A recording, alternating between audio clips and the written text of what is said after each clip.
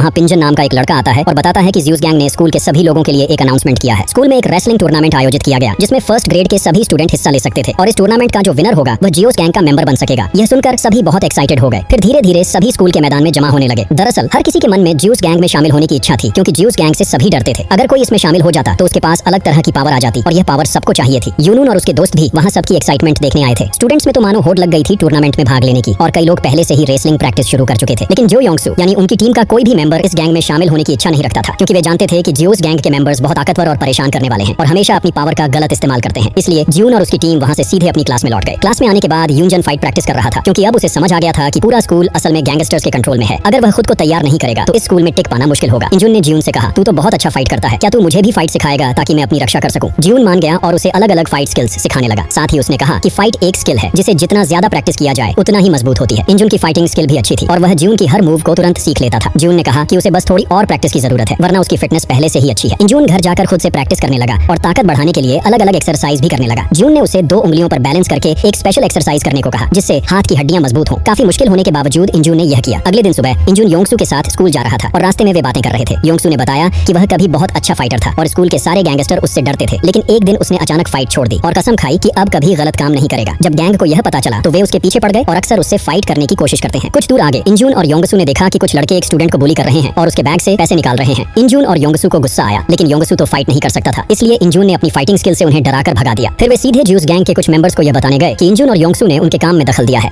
अगले पार्ट के लिए कमेंट करें पार्ट 3। अगर आप पार्ट 1 नहीं देखे हो तो कमेंट में जाके लिंक पे क्लिक करो, पार्ट 1 आ जाएगा।